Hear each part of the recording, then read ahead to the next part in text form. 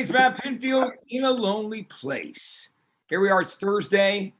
And, I named this show after basically a Humphrey Bogart movie from 1950 and a song by the Smithereens, who are from my hometown. I did a duet with Suzanne Vega, and it's a New Order song as well. Speaking of New Order, Peter Hook from Joy Division and New Order is going to be on the show soon. Has agreed he wanted to come on. But, the reason I named it that is because, we're all sequestered, as I say, self-quarantined. It's kind of crazy the way, but I love doing this show. There's so many reasons why it's so important to me.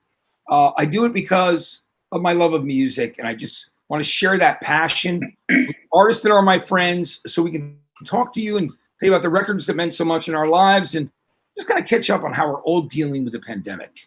And the other thing is, we're doing this for Music Cares. Once again, if you have some money to donate, we certainly appreciate it. But if you don't, we also understand a lot of people don't know where their next paycheck's coming from, and we can relate, and that's why we're here. And, the most important thing is we can take you away for an hour and have a good time and talk about music. So the great thing is my guest today, I love this guy so much. We became friends. We met actually when the first record they put out came out on Atlantic after it had already been an independent record. Hints and Allegations, the record. And from that moment on, we were friends. We're Georgia guys. Like I was born in Athens, Georgia. He's from Georgia. The band was from Georgia. But I just love the songwriting so much. The songwriting spoke to me in such a big way. And I love those records. Still do. He still writes great stuff. A couple of years ago, he wrote this song called Hurricane that I was so in love with. It just became one of my favorite songs that year. So I want to introduce you to Ed Roland of Collective Soul. Ed, what's up, buddy? Hey, bud. How you doing, Matt? So good to see you, buddy. Man, it's so great to see you always, man. Last time we saw each other, we were in San Francisco over at K-Fog. You came in and played acoustic, and it was just so good to see you. And you too. It was nice and early, wasn't it? About 7 o'clock in the morning. Oh, yeah. Really not. It's really funny that I've done morning shows in New York and San Francisco. Because I'm not really a morning guy, really. I don't know about any of these other morning DJs, but I never got used to it. And I still never loved getting up at 4 a.m. Sorry. I had some great times, and I'm proud that I got these morning shows, but yeah, 4 a.m. it's rough. We're music guys. So, you're a musician. I'm out, DJing in clubs for years and rock clubs and out seeing shows. So, the morning show thing is it's tough hours, but you were great regardless. Well, you know what? It was just fun when they asked me. I was like, if it's Matt, I'm there. I don't care what time of the day it is. I just love being around you, buddy. Because I love you. I love your knowledge. I don't know if you remember this. It was the first time we met. We actually went and had lunch. I don't know if you remember this, but because by the way, all the guys tell me to tell you, hey, send their love. I love them all, man. And you sat there and you said, you know what song y'all should cover? I don't know if you remember this. You said you should cover Jet by Wings. And forever, I would try to cover it, and I just never did. But I'm going to do that one day just for you. I'm going to send it just to you. Yeah, it's such a great song, man. And I always thought it was a great version of it. And, it was getting to interview McCartney and spend time with him and talk to him about what that song was about with the pony. And, it's just it's still one of my favorite things in the world that Paul said after this one interview. He goes, hey, man, if it wasn't my wedding anniversary with Nancy, I would we'd go to the pub and talk about rock and roll. It was great. I still have the audio because I have the uncut interview. That's awesome. Special. We did an NPR, me and him, and it wasn't for NPR. It was for, for commercial radio, but always been such a nice guy. And I love Jet. And, who covered it? Jellyfish covered it once, and Foo Fighters were going to cover it. And I walked backstage at Roseland, and Dave goes, Matt, what are the fucking words to Jet? And I'm like, oh, shit. I'm trying to remember both verses. And then just do Jet. Woo, woo, woo, woo. Yeah, that's all right. Exactly. Make the rest of it up. Yeah. And it's funny. I told that story. I got to talk to Paul about the fact that he, when he was in Nigeria and he was making that record, he was literally almost murdered. I mean, he was these people jumped out of a car and he thought they were fans. They held that knife to his throat like a machete. And Linda was like, beat up Paul, beat up Paul, beat up Paul. And they finally let him go. Which was crazy. But glad you lived through it. I mean, so am I. So's right. the world. Yeah, right. Exactly. Hey, so Ed, let's talk about like how's everything going with you? I mean, you're a father like me. We certainly love our kids. How's everything going with the family through the pandemic? I mean, how's everybody holding up? Everything's great. I got the first 3 weeks when everything happened. I was on a family vacation in the Caribbean, and there was no TV. We didn't know what was going on, and I came home on a Saturday. And that next Sunday morning, I had to go to bar mitzvah, and I went to hug this lady because I'm a hugger. That's just how I am. And she backed up from me like she was like, "Sir, it's a 6 feet rule," and I was like, "What the fuck's a 6 foot rule?" I was like, I didn't know. And we'd already planned as a band for 2 weeks before our tour was to start. We were going to go down to Florida. We rented a house. And we were going to learn this new recording program, but also just rehearse and just get together as boys because we love each other and we enjoy each other's company. So I went ahead and took the flight down, not realizing that what was going on. I had seen no TV, nothing. So I get to Florida, and Jesse, our lead guitarist, got down there. Sean, our engineer, got down there, and the assistant, Cheney, who used to be the drummer in the band, got down there. But then Dean called me that night, and Johnny and Will, and they're like, our wives will not let us leave the house. And I was like, what is going on? I had no idea. So the first 3 weeks, we sat down there and learned this program. The next week, Jesse and I are sitting there. I was like, well, I guess I'll demo, some Collective Soul songs for the next record, because our Vibrating record, it's called Vibrating, it's supposed to come out in June. It's not going to come, nobody knows when it's going to come out or what's going to happen. So I decided, okay, I'll just demo some songs. So after the 4th day, Jesse looked at me and he goes, dude, this is not how Collective Soul works. You come in, you present the songs, and one day we knock it out. I go, I got it. And I said, well, let's start another band. So we started the band called The Living Room because we were in a living room.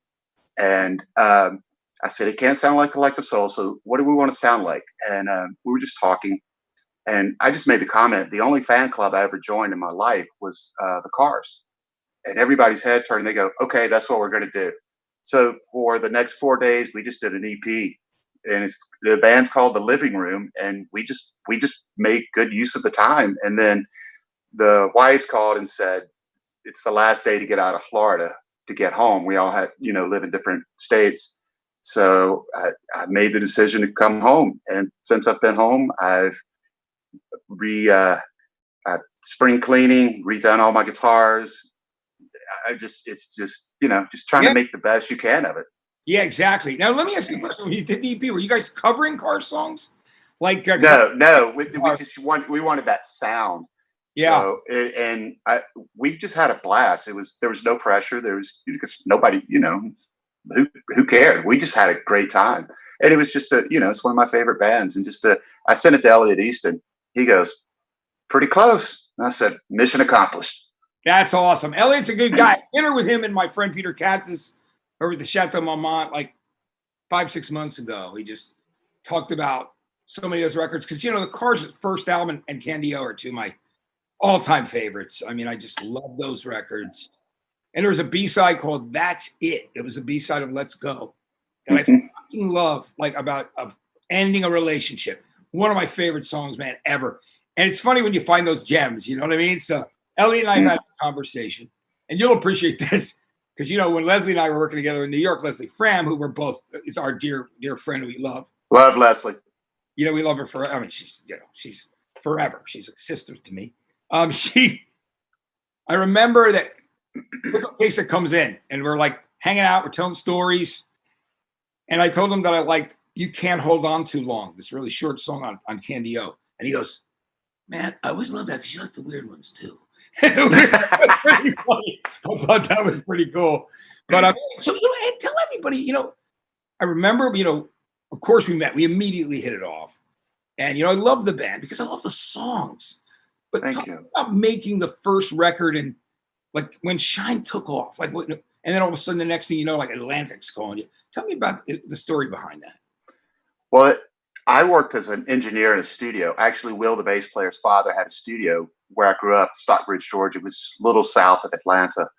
And I decided that I couldn't find a bandmate. So I went and started working there. I sat there for 6 months before they allowed me to start working, cutting tape, engineering.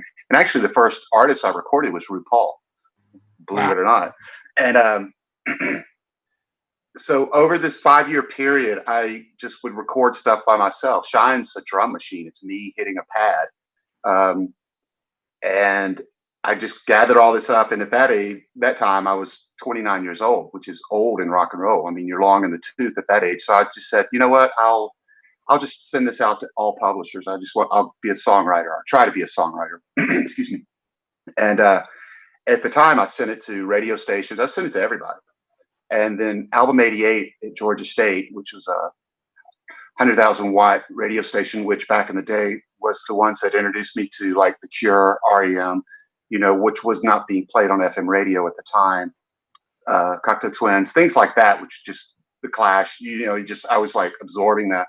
So my brother Dean was going to Georgia State at the time. So I gave him a cassette and I said, just go to the station, see if they'll play anything. And they played Shine. And this was the winter of '93. And they called me. It was their number one request. They called me and asked us, would we do a Christmas show for them for Album 88?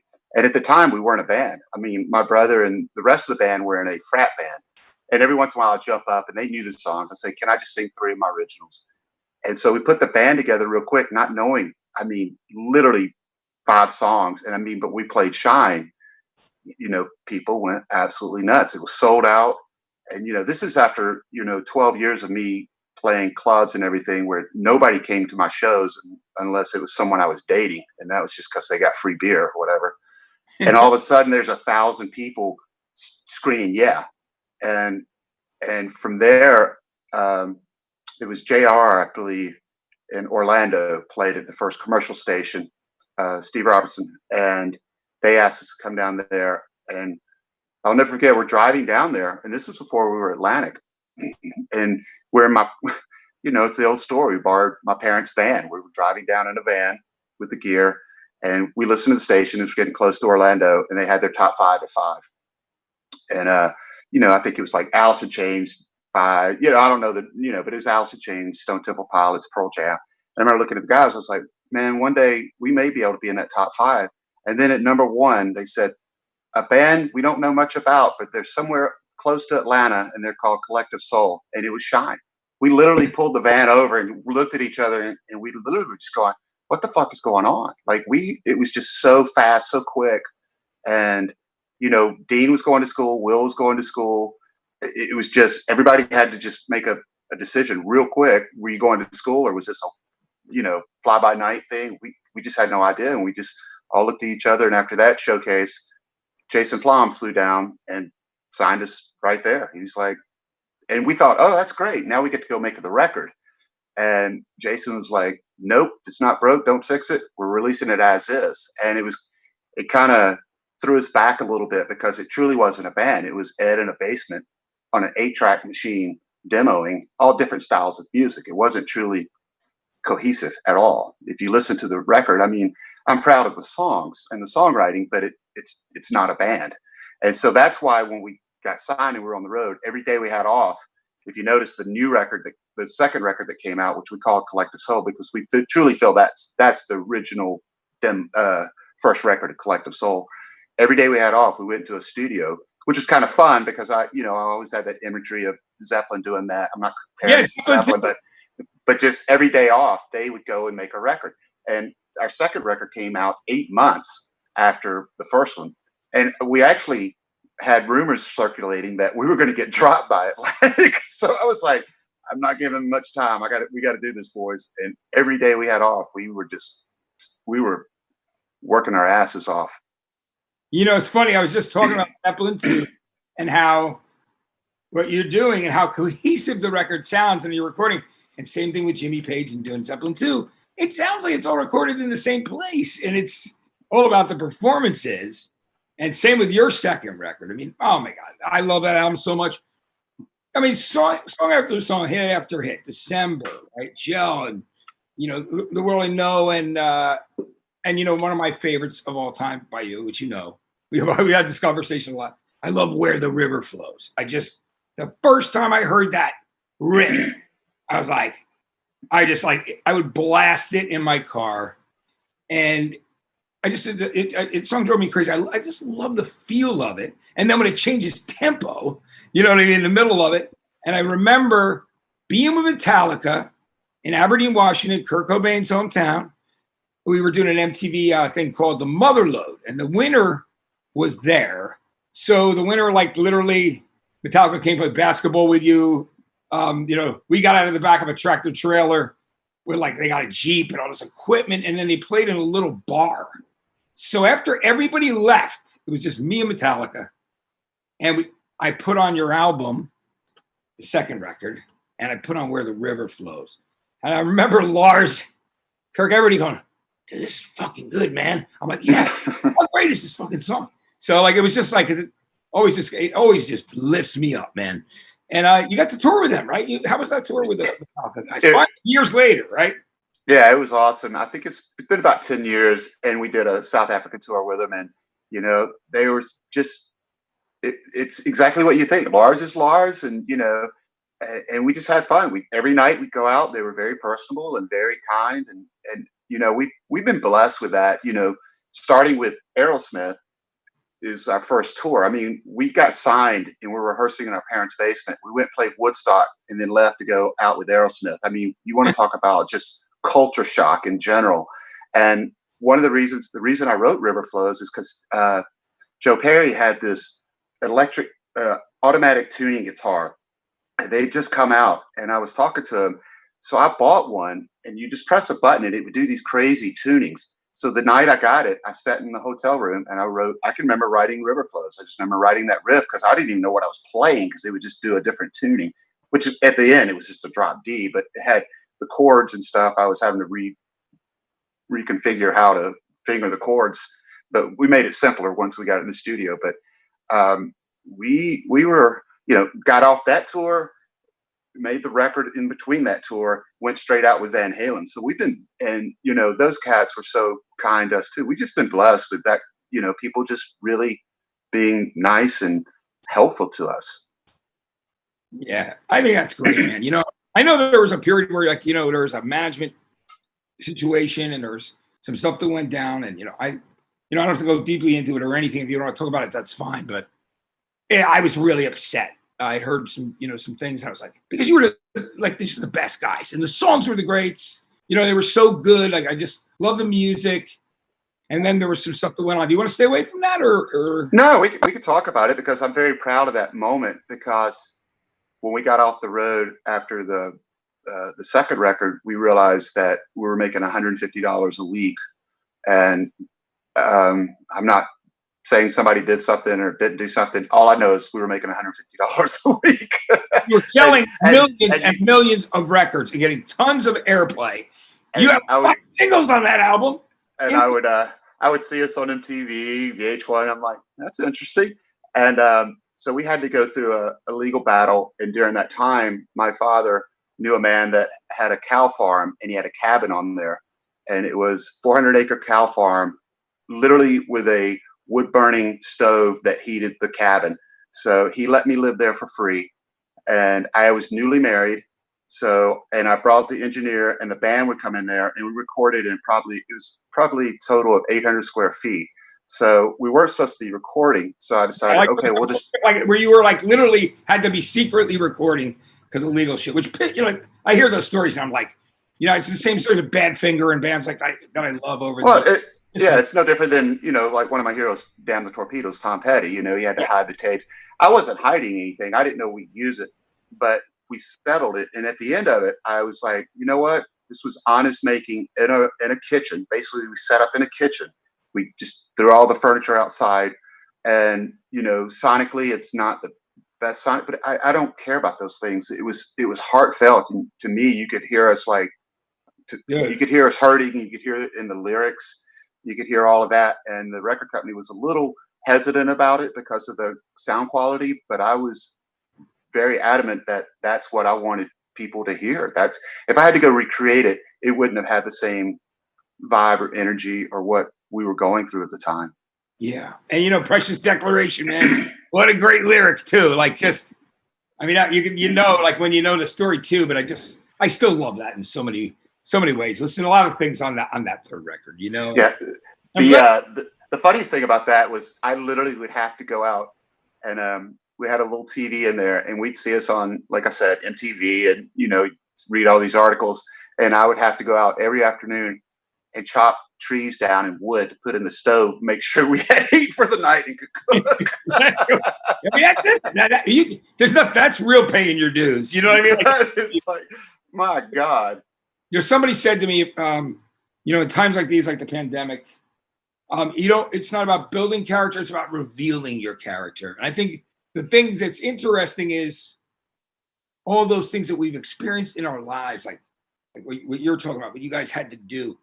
Those are the things that really have built our character. And sometimes, it's all part of that journey. And it's amazing to me. So the next record, I want to talk about Dosage because, man, did I love that. And I remember we did the album special for that. We did a bunch of them, but we got together and I was telling you how much Heavy was such an important song to me.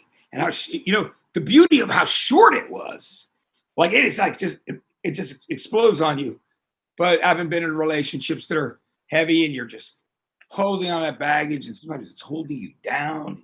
You go through splits or whatever. I love that song. And I had that song on either I was running or on a treadmill all the times. And I still put it on the mixes. I can even I'll show you. Yeah. Part of my mix. I mean, I love that. That and Where the River Flows are always on my mixes. So that's awesome. That's awesome. When I wrote that song, I'll never forget, the guys were like, dude, you're not saying the word heavy in the song. And I was like, they didn't say trampled underfoot in theirs either. Yeah, right. Yeah, that's great. That's a great analogy. The Zeppelin thing. Heavy's great, man. Was that a personal thing as well? Was it? Yeah. The at that point, we were feeling, Atlantic did a lot of great things for us. They introduced us to the world, but at the same time, we felt like we just weren't getting any notice or respect. And I think like Heavy's a perfect example. When it came out, I said, when can we do a video? And they go, well, let's see what it does at radio. I said, okay, just being the Southern gentleman, and it went to #1. I said, can we make a video yet? Because I had a concept in my head for the video. And they're like, nah, let's just see what it does. I was like, well, it's #1. Well, let's just see if it has life. So the 5th week, I said, can we make a video? They're like, we don't know. Nah, not yet. The 15th week, it was #1. I said, I guess we're not making a video, are we? So it was kind of, the tensions were boiling between us and Atlantic. It wasn't boiling, and there just was no love anywhere. I mean, once again, and I know it's a blessing because I've talked to many artists that, nobody ever came to the studio. They never even knew we made a record. I would just go in, we'd come home in 2 days, we go, we're bored. I go, guys, y'all want to go make a record? We go make a record, and I fly out to New York, and they go, oh, we didn't know you did this. I was like, here it is. Yeah. It was it was different, and we didn't know, as we were young, naive, and a lot of it fell on us. We should have invited them in. We just didn't know. Well, I'll tell you something. I remember that happening exactly, and you and I having that conversation during that time. I remember how I was irritated about it because I was like, this record's been #1 for almost 3 months. And Dosage was a great record. And Pete, your fans loved it. But it's really interesting how those relationships with labels sometimes can be very weird and strained. And obviously I worked at Columbia, did A&R, became a VP of A&R and Artist Development for rock at Columbia for a while, almost 7 years. And man, you learn a lot of shit, man. You get a front seat for everything. You know what I mean? Right. And people don't understand. It is political, and it's both sides have to come together. It's no different than any relationship. And like I said, we were just naive. We didn't know. We just wanted to work and make music. But I will say, the one time I can remember this. I flew up to. We just did a show because we finished in Savannah and I had a day off. I flew to New York to talk to the president of Atlantic, and this was during the Metallica and Napster thing going on. So I went in to the president's office, and I was, spilling. I was like, hey, what do we need to do to get more love from y'all? Are we not giving you the love? Let's work as a team here. And, we kind of settled it. And then I brought up, like, what are we going to do about this whole digital thing, with Napster and what's going on with Metallica?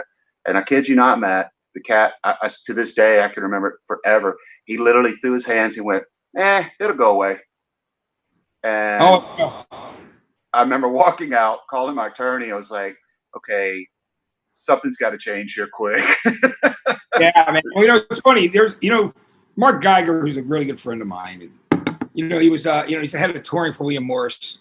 And I saw him speak, and he said a really nice thing that night. Like he was talking about, some radio people were asking him some stuff, and I was moderating a thing with him, and he was doing a keynote. Did one with them, and he said a really nice thing about me, which meant the world to me. He goes, "So you can't invent Matt Pinfield. You can't create something that is what it is." But he also said he told a story about, the car companies.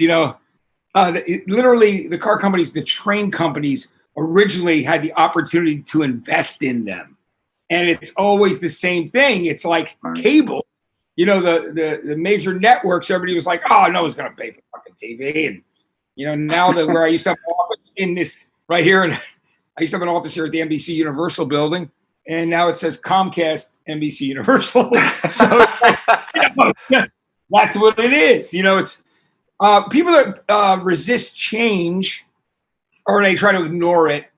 I mean, it's just going to it'll swallow people up. It'll swallow businesses up. I mean, these things change, and that's what so many things change in the digital world, and that's why we just got to keep moving forward, Right, and you always got to keep looking like what you're doing right now. I mean, just honestly, a year or two ago, would you think you'd be doing what you're doing? You're changing with the times, and that's what you have to do. It's not going to, we're not going to play 45s the rest of our lives like they did in the 60s.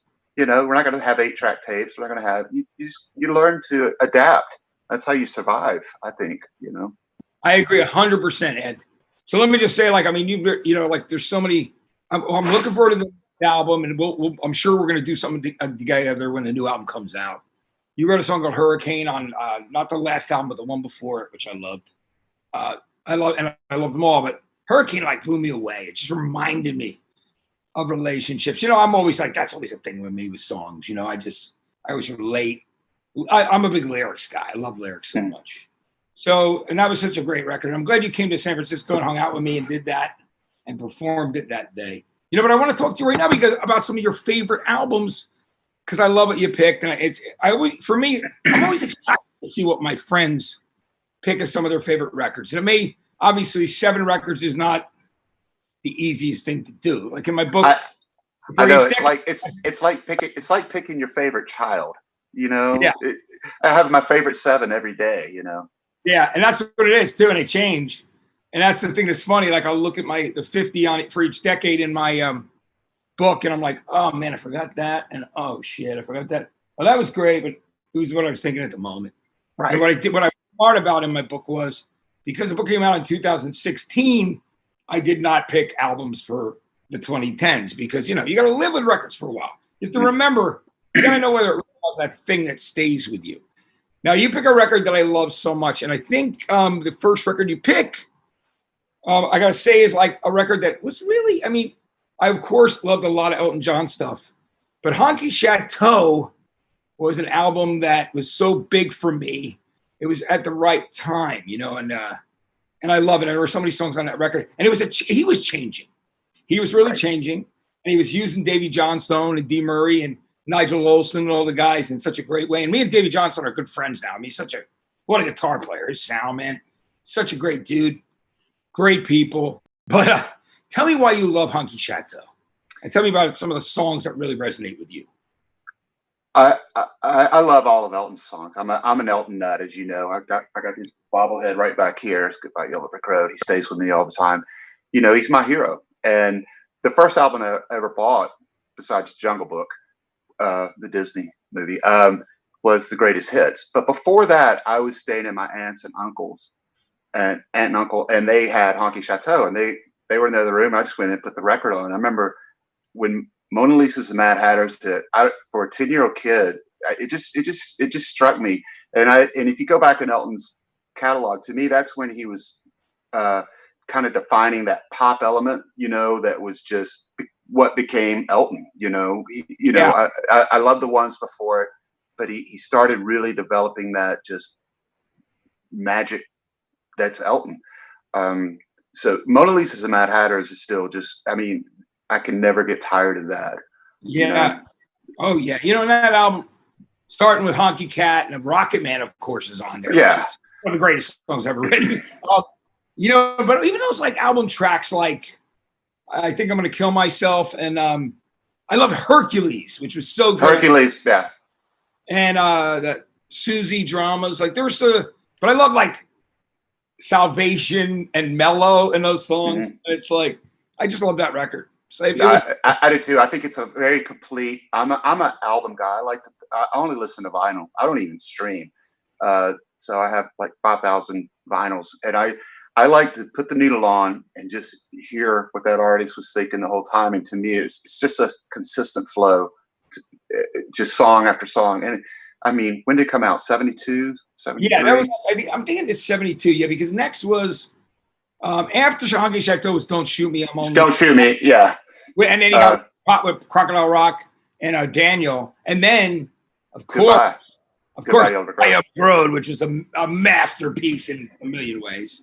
Right, but you can see the flow where he was going. To me, it started. You know, it's kind of like Rubber Soul with the Beatles, if that makes sense. You know, you can kind of see it's starting to go in that direction, and it just holds a special. It's the first song I ever heard Elton. You know, like I said, just putting it on Mona. I just like the word Mona Lisa's and Mad Hatters, and I remember just putting the needle and just going, "Wow, I want to be like that cat."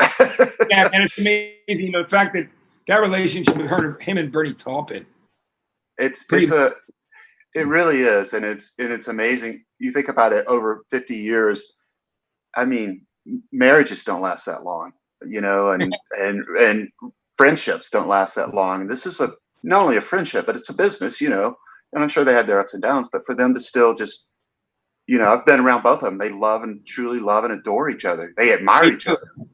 Yeah, they are. Bernie's the cool dude. I bought, you know, I know you guys have hung with Elton a lot. Like Elton and I hung out one night in New York City. He was doing a thing of Rocket Records relaunch, and I'm talking about B-sides and shit, like Yo Man Blues and Screw You, that song. Yeah. There's some other company who was so psyched. He was put his arm around me. He was laughing. He thought it was so fun. He just got a kick out of my energy. It was funny. But I know when he lived in Atlanta, you know, Leslie would go over to his house and have dinner, and he'd come on the morning show with her there at 99X and play his piano. It was always up on new music. So did you hang with him when he lived in Atlanta? Yeah, a lot. I was actually with him when he came to 99X when he was there that morning. Yeah, he's just been a wonderful friend and a mentor. And the wonderful thing I love about when you meet your heroes, it's not just about the music that he created and things like that, but he's a good human being. Like what he's given back to society, to his neighbors, to his neighborhoods. You know what? It's just icing on the cake when you meet your musical hero and they're just as good people, you know, human beings. So yeah, I've got to spend a lot of time with Elton, and it's been a blessing. I mean, that's my reward in music, to be honest with you. Yeah, I think it's a beautiful thing to hear. You know, man, I love those records. You know, I love Tumbleweed Connection too. Like I go back to that, like Amarina, because it's playing in the beginning of Dog Day Afternoon, the entire song. Like when they're scanning Brooklyn before Al Pacino robs that bank. Right. Ballad of a Well-Known Gun. Yeah. Oh, and you know, Come Down in Time, which is a little hard for me to listen to these. I love it, but it was like a song between me and one of my exes that it was just. Like, sorry about that. I do like Sting's version of that. He did. I don't know if you remember when they did. Yeah, it was great. He did a great job of that. Cameron Crowe's favorite. Like, Come Down in Time is Cameron Crowe's like favorite album song too. That's awesome. But I will just say that, like, man, I love that stuff. All those records, and even Captain Fantastic was such a great record, right? I mean, like, oh my god, I almost put that on there because I've been listening to that a lot. Just the production of it with the slap back on the drums, bum bum bum bum bum bum bum bum bum bum bum bum bum bum bum bum. Better Off Dead. I mean, it's just cool stuff. Writing, I got to get a meal ticket. Got to get a meal ticket. Yeah. Someone Saved My Life Tonight. One of the greatest songs ever. I mean, I just what a record. So let's move on because I know we got like 21 minutes, man, and you got great records. I want to think of them, and I love talking to you about music. I could sit there and talk to you for hours because you and I I have been can friends. too. You know what I mean? So In Excess, I still haven't seen that the new documentary Mystify on Michael Hutchins, but my two dealings with Michael Hutchins, he was a very sweet guy. It was cool. He was fun to hang out with. I got to meet him once. I took him back to his hotel room. I went to a show of his, and he was outside just hanging out like a dude. And I was so nervous. I took him back to his hotel. Me and my pal that were there. But I did see that documentary. You need to watch it. It's very special. And I've always said this: of frontmen, besides Sammy Davis Jr., who I was blessed to see, he is the best frontman. He's the best frontman I've ever seen in rock and roll by far. There's just something energetic, sexy. He does it with ease. And actually, the first band I started, I went to NXS, the Listen Like Thieves tour, and they had go-go dancers singing background vocals in it. And this dear friend of mine, you may know Michelle Kaplinger. She does the Grammys here in the Southeast. And she joined the band. I was like, I need you to get in the cage and act like a go-go dancer and sing background vocals. That's great. That's amazing. They're such great guys. And Ferris Brothers have always been, dealt with them a lot over the years. I've been at some of those tours, like Kick. And I mean, I love like all that stuff. Don't Change. Like those songs are so great. But I love that you picked Listen Like Thieves because that was the tour you saw. That was like your thing, correct, right? Shine Like It Does. Yeah, Shine like it does. Yeah. I mean, he was just that. Guy. He had it all, man. He's like you said. He had sexuality. He was a great frontman. He was just swagger. So great. Now, the next record you have is Jeff Lynne, and I love ELO. Like I always have. The first thing I ever heard from ELO when I was a kid was Roll Over Beethoven, their cover. But I really got into him with Face the Music, with Strange Magic and Evil Woman and Fire on High. Telephone Line. Yeah, that's great. New World Record. What a great record. So you picked one of his solo records from about 1990, right? Armchair Theater. So tell me why that's the one. Because I'm a big ELO fan. I'm a big Jeff Lynne fan in general. But when I was in the studio recording some of these songs on Hence, I would listen to that record for production, just his song and his production values. And it just stuck with me. And it's no different than another record we'll talk in a minute about. But it was just the songwriting, the production, and the simplicity of it. But it's not simple. But it sounds simple. But it's so wonderful. And it like I said, we go to him a lot when we record songs as collective. So I'm like, listen to this drum sound. Now listen to this space. Now listen, he's just a master. Yeah. We have a saying when we're recording. What would Lynne do? Yeah, that's great. Those records are incredible. And of course, doing Full Moon Fever, which was just this unbelievable rebirth burst with Tom and Bull and him. God, I love that record so much. You picked the next one. I love Lindsey Buckingham. Always have.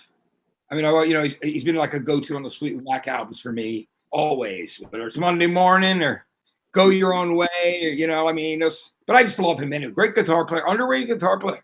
Also, just writes great songs. So you picked his first. I think it was his first solo album. His first, yeah. Yeah, Law and Order, which has Trouble. I love Trouble. That was the first single from that record. Tell me why you love that record. I didn't catch up to Fleetwood Mac because I was late bloomer in rock music. I grew up in gospel and hymnal music. So I kind of missed the Fleetwood Mac thing. But when Law and Order came out, once again, it was when I was doing these demos on Hence. And, he kind of brought, I learned about the Beach Boys because hearing him, I was like, oh my God, there's something going on there.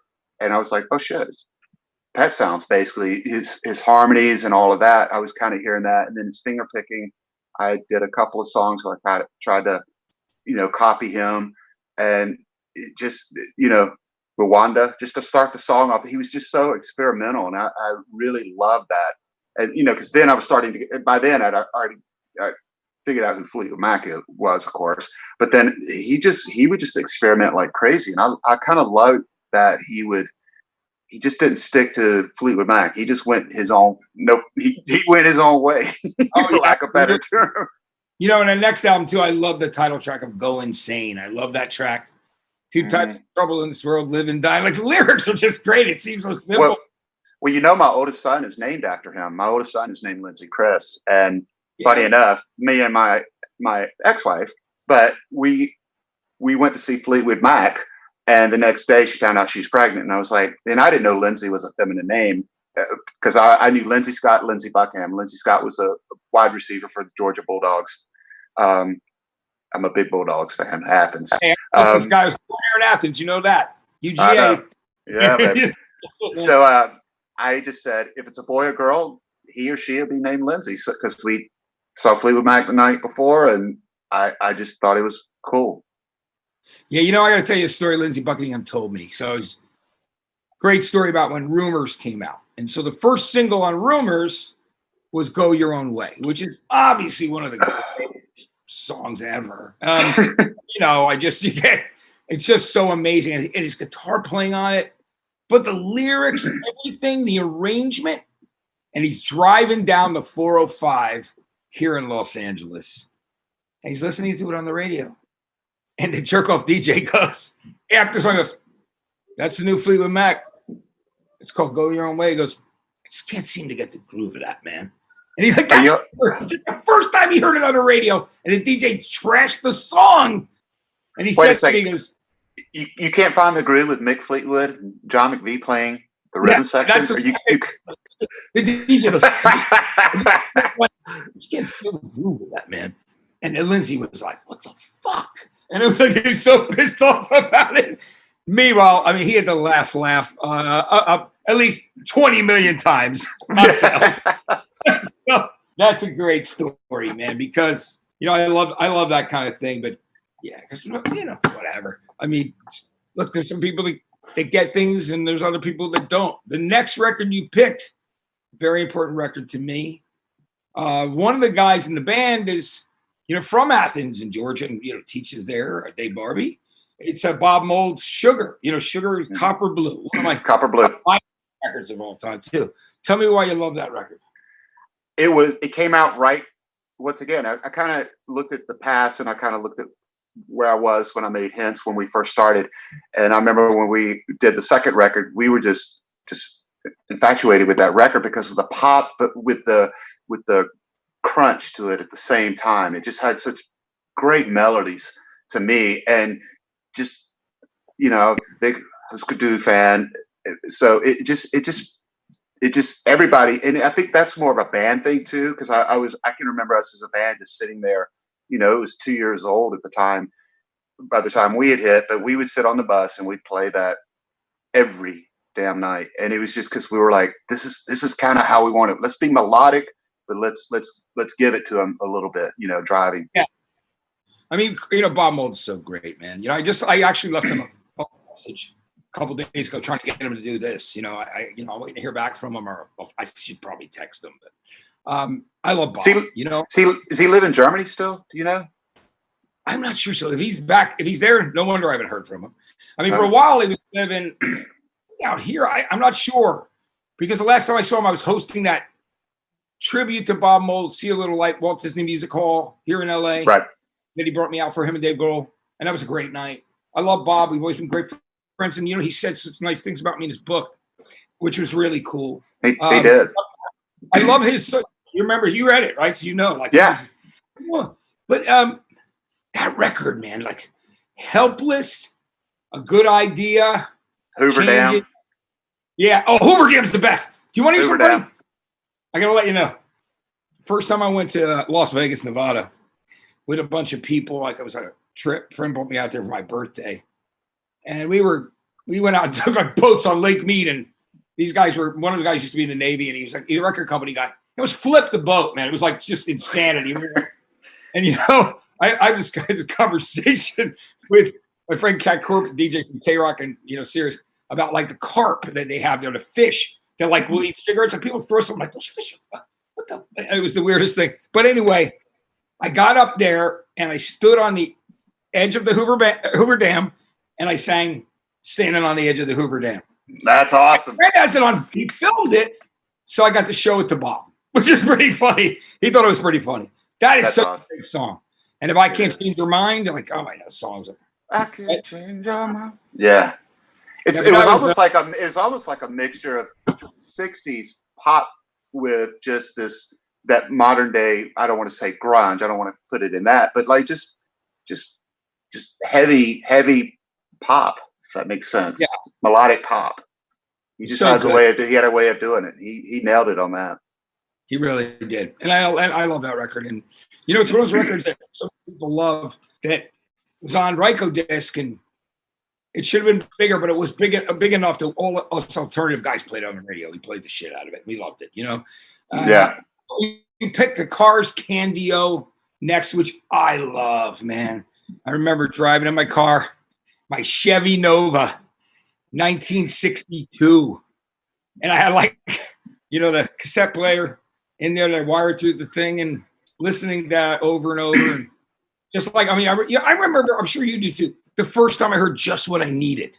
I was on Route 18 in New Jersey. I heard that in that production, Roy Thomas Baker production and that.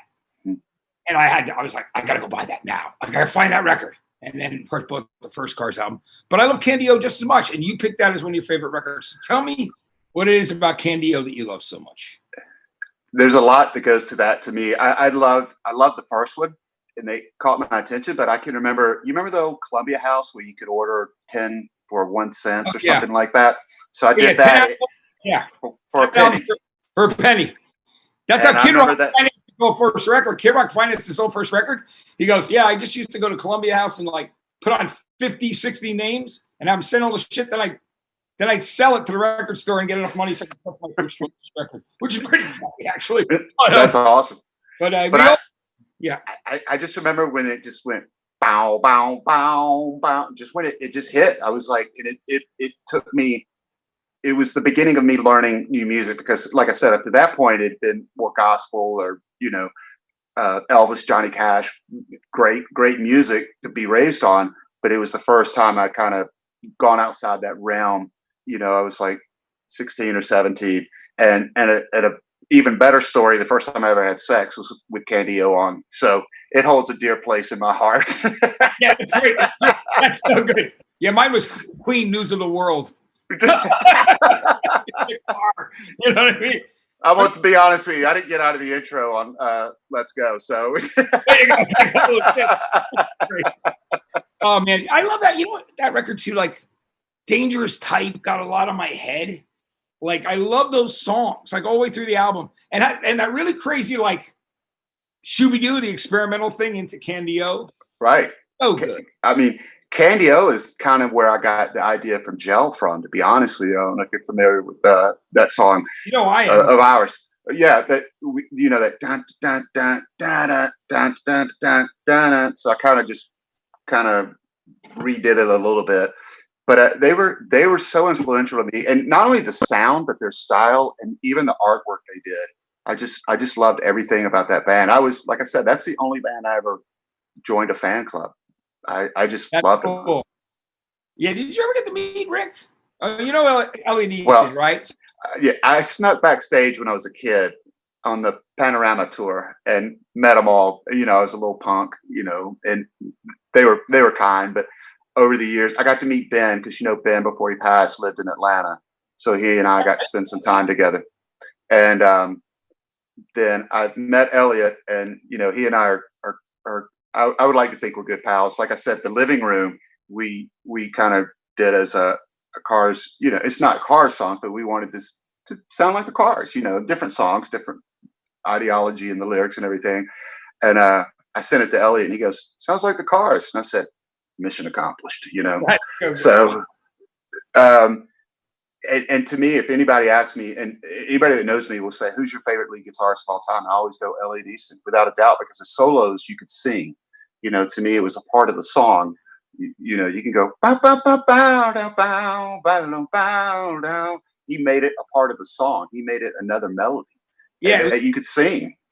Yeah, it was amazing. I mean, that's the thing about those records, and.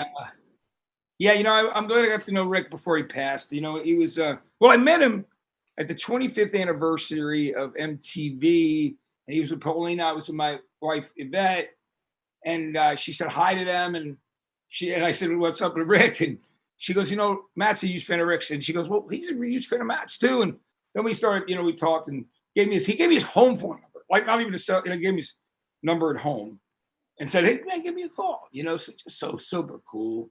And I love those records. Roy Thomas Baker, who produced that record. Oh yeah, Journey and Queen. All the Queen, yeah, Queen. Well, we know that, right? Those first 4 Queen albums. At least, I mean, I took him out for tea. See, I would do a thing when I was a VP of A&R Columbia Records. I would take out every producer that I wanted to pick their brain and ask them about the making of these records. It was very, very fascinating to me. It meant that much to me. And Roy Thomas Baker was great, man. He picked me up in his yellow, I need a yellow Corvette or like a yellow convertible, whatever it was. It was just like crazy car. And he picks me up, and we got I'm eating. He just only wanted tea, and told me how he made, did all those recordings with Queen and the Cars and Journey, and it was such a cool guy, and such a character. But I mean, his layering of vocals, it's like that was unmatched, man. He was just the way he made those records, man. Right? He had that algorithm down for the background vocals. He really did. Which is so amazing. But again, he's an amazing producer. But it is about the artist. At the end of the day, it's always that too. It's right. Really funny because I was talking to this guy Robert, great guy, who was the one who made all the settings and sounds for Stevie Wonder for all those records in the 70s, like Superstition and Higher Ground and all that. And did like That Lady. I've talked about this before about Isley Brothers. But I love the humbleness. He goes, you know what? He goes, yes, I did create all that for Stevie. He goes, but he wrote the songs. You guys, it's still the artist, no matter what. Right, 100%. Now, one more album we have to talk about, Tom Petty and the Heartbreakers. I love, how can you not love Tom? You picked Damn the Torpedoes, album number 3. You said you went through a similar thing, what he went through. And I was telling somebody today how Danny Bramson, who worked with Cameron Crowe on so many movie soundtracks, started Backstreet Records, and bought Tom Petty's contract out of Shelter to get him to do Damn the Torpedoes because he loved Tom. And it was all he wanted. And he was going to leave Universal Amphitheater as their booking guy. And they said, what do you want? We don't want you to leave. He goes, I want my own record label. And I want enough money to buy Tom Petty out of his contract so I can bring him over here and get him out of that bad deal he's in. And then the result was Damn the Torpedoes and Jimmy Iovine, who I worked for a while. So talk to me about why you love that. When it first came out, once again, it's just that it's amazing to me how I put the needle on the record. And I can remember doing that. It was given to me on my 16th birthday or something like that. This girl who I wanted to date, but she wouldn't date me, gave it to me for my birthday. And I remember just putting it on there. And you just hear that pop, pop, pop, and then the organ. It's the ultimate American rock band to me. I don't think there's been a better American rock band to me. It just everything sits there perfectly, and his lyrics are so you can shut your eyes when you hear what he's saying, and you can visualize. It's visual, and you as a songwriter you want to try to do the same thing. And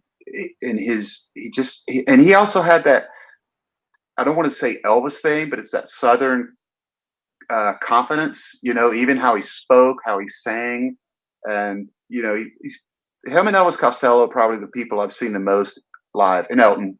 But I just used to, it was just consistency too. Yeah. Hypnotic Eye, his last album, I think it's one of the best albums he's ever done. He ever did. I'm sorry, rest in peace.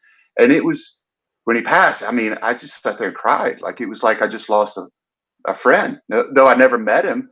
But it was just like that part of I won't get that every year, every 2 years that I so look forward to. But Damn the Torpedoes was the beginning of it for me, because I once again I was late catching up, and from that record on, and then later in life when we went through what we went through, I understood what he was going through, and for him to accomplish that and to make such a wonderful, beautiful record during that time, Century City's about him going to the attorneys every day after recording or before he was recording. He was just having to deal with the same shit I had to deal with. Yeah. And he came through like a champ, man. He certainly did. And I love his first two records. I mean, I've said before on this show that I brought that first record to high school, and everybody liked it. Like the jocks, the like punks. There's Tom Petty was the one thing that was like it was a unifying thing. When I played Breakdown and American Girl and Rockin' Around with You and Fooled Again, I Don't Like It, and anything that's rock and roll, people were like, it's just deadheads. Everybody liked it. I agree. And the only other record I can ever think, I'm glad you brought that up, because the only other record I can remember that had the same vibe was Appetite for Destruction. It didn't matter if you were a punk or if you were a hair band or anything, like you just loved that record. And I think Tom did the same thing during that time period in the late 70s, in early 80s when he was kicking it, you know, when their level of popularity, like everybody liked it. Nobody could say anything bad. It was just good. And Appetite was the same thing. You're right. Like, man, It's So Easy. When I heard that, I'm like, this is fucking sounds like the Dead Boys, man. It was so good. I mean, it had so much attitude. And right. And Tom had a swagger. That's what I'm saying. I don't know if it's a Southern Elvis thing he had. I know he met Elvis. You know, I've read all these interviews with him and everything. But he just had this confidence and this aura about him, you know. Even on stage, I could see him, and you're just like, you know, even if he didn't move around much, you just couldn't keep your eyes off of him, you know. He was like a modern day Johnny Cash. You just couldn't keep your eyes off of him. I'm sorry about that to interrupt you, because I know there's another show coming on, but I wanted to just say it. Yeah, he met Elvis on a movie shoot, and Elvis blew him off. Remember that in the documentary? But he still loved him. And I'm going to say one last thing about Tom Petty before we're done. Tom Petty made a song sound so simple, but you couldn't write that like he did. Like somebody like You Don't Know How It Feels or Wildflowers and those things like it's just he had that thing that he could write something that just felt like it could come out of you so easy. It's a very difficult thing to accomplish, you know? It could be the hardest thing to do. Once again, he just had confidence and a aura about him that was he felt good within his own body, man, and his own spirit. Well, we love him and we miss him. And Ed, listen, thank you for doing the show today. I love you. We could talk for hours. You know, it's great to see you as always. And I had a lot of fun with you today, man. Thanks for doing this. Thank you, Matt. Love you, buddy. Love you too, man. Say hi to the rest of the guys in the band, and we will connect soon when all this pandemic stuff is over. I will certainly be at your next show in Los Angeles or anywhere pretty much in Southern California. If you come, I'll make the drive. We'll be there. Okay. All right. Look forward to it, buddy. Okay. Thank you so much, Ed. Ed Roland, everybody from Collective Soul. This has been In a Lonely Place. Tomorrow we're here with Pete Wentz of Fall Out Boy. It's just been so much fun talking about Ed's favorite records and spending time with you. Thank you once again for joining us. And for Music Cares, for Carrie Brown, for Linda Perry, for Chris Trevero, for Rick Krim, for Andre from Proper. We're doing so much stuff. I'm so happy for all the people that are working on the show. I just wanted to say thank you for watching and keep the music in your heart. I'll see you guys tomorrow.